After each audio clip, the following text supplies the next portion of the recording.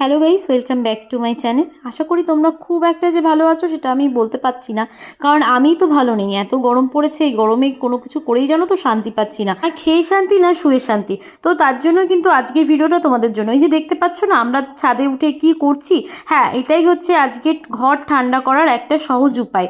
অতি কম খরচে কিন্তু তোমরা এই জিনিসটা করতে পারো। যারা ভাবছো এসি কিনবো তাদেরকে আমি বারবার করে বলে দিচ্ছি, আর ভাই এসি কেনার কোনো প্রয়োজন নেই, কারণ এত সুন্দর একটা হ্যাক নিয়ে চলে এসেছি তোমাদের জন্য, যেই জিনিসটা করলে কিন্তু ঘরকে অতি সহজে তোমরা ঠান্ডা করতে পারবে।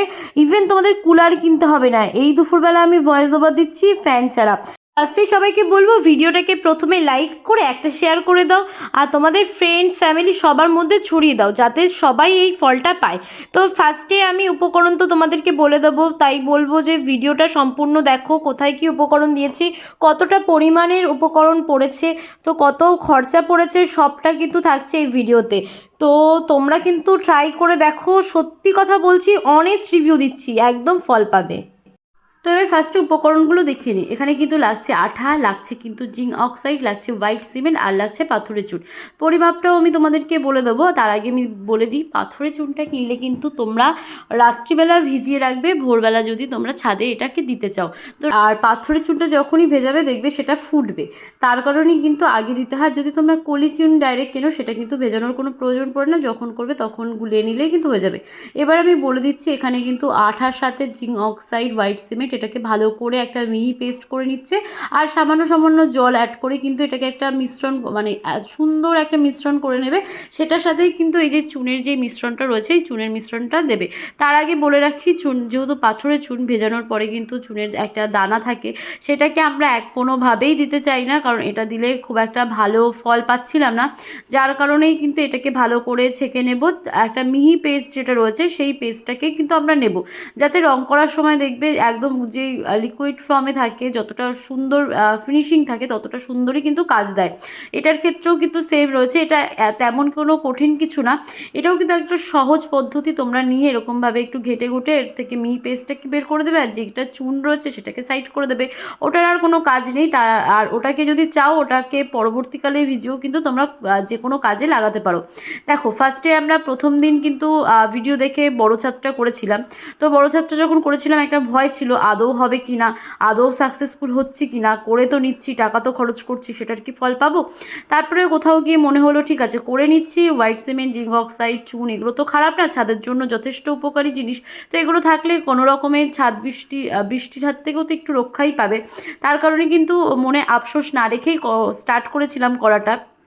তারপরে দেখো এখানে কিন্তু বুনু আর তোমাদের দাদা ভাই ভালো করে ছাদটাকে ক্লিন করে নিচ্ছে, কারণ তোমাদের যদি এরকম শ্যাদলা পড়া ছাদ থাকে অবশ্যই সেটাকে ভালো করে ঝাঁটার সাহায্যে ক্লিন করতে হবে। যার জন্য আমি ঝাঁটাটাকেও উপরে নিয়ে আসলাম, ওদেরকে দুটো ঝাঁটা দিয়ে দিয়েছি, একটু নেতা দিয়ে দিলাম যাতে ওদের সুবিধা হয়। আর এখানে দেখো জলের জন্য আমরা নিচ থেকে জলের পাইপ করে জলটা নিয়ে নিচ্ছি। আর তোমরা কিন্তু সাথে সাথে পরিষ্কার করবে না আমাদের মতন, তোমরা কিন্তু যেদিনকে লাগাবে তার আগের দিন ছাদটাকে ক্লিন করে রাখবে, তাতে কিনা সুবিধা হবে, এতটা ওভারখাটনি তোমাদেরকে করতে হবে না। তো দেখো তোমাদের দাদাভাই বোধহয় ফার্স্ট টাইম এই যে ঝাঁটা ধরে বাড়িতে ঝাড় দিচ্ছে। আর এখানে আমরা কিন্তু মিস্ত্রি নিয়েছিলাম প্রথম দিন, কারণ বুঝতে পারছিলাম না কেমন কি দেব, কিভাবে কি তৈরি করব, কিভাবে মিশ্রণটা গোলাবো। যার জন্যই কিন্তু তোমাদের দাদাভাই এখানে একটা মিস্ত্রি দাদাকে নিয়েছিল, সেই কিন্তু আমাদের পুরো ছাদটা করে দিয়েছিল প্রথম দিন। আর পরের দিন আমরা যেই ছাদের ভিডিওটা তোমাদের সাথে শেয়ার করছি, সেই ছাদের ভিডিওটা কিন্তু সেইটুকুনি আমরাই করেছিলাম, কারণ ফার্স্টের দিনে একটা আইডিয়া হয়ে গেছিলো। তারপরে কিন্তু কতটা কি পরিমাণ লাগছে সেটা তো বলেই দিচ্ছি তোমাদেরকে। ও হ্যাঁ, তোমাদেরকে বলাই হলো না কতটা কি পরিমাণ তোমরা নেবে।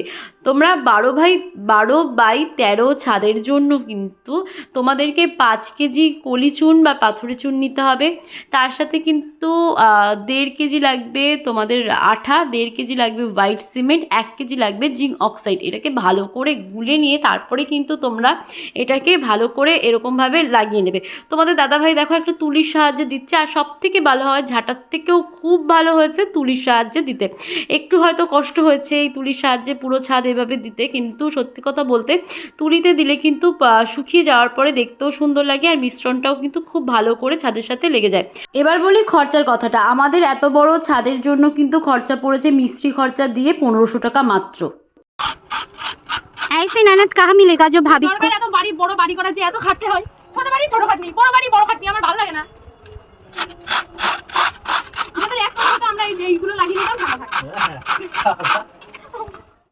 তো দেখো কাজ করছে আর বলছে এত বড় কেন বাড়ি হলো, কারণ অ্যাকচুয়ালি ওকেই না সব কাজ করতে হয়, আমাকে দিয়েও খুব একটা করায় না, ওই নিজে নিজেই করে নেয়, বলছে বাড়ির বউ তুই কেন করবি, দে আমাকেই করে দিই। তো এই বিষয়ে অনেক সাপোর্ট করে আমাকে, আর ও জানে আমি যে কাজটা ধরি সেটা আমি সম্পূর্ণ করতে পারি না, আমি খুব মানে দেরিয়ে ফেলি কাজটাকে, তার জন্য কিন্তু ও করে নেয়। তো আমরা তো আমাদের বাড়িটাকে পুরোপুরিভাবে ঠান্ডা করে দিয়েছি, তোমরাও যদি করতে চাও অবশ্যই ছাদে কিন্তু এই ফর্মুলাটা অ্যাপ্লাই করতে পারো, যাতে কিনা খুব ভালো ফল দিচ্ছে, আমি তোমাদেরকে গ্যারান্টি সহকারে বলতে পারি 200% তোমরা ফল পাবে।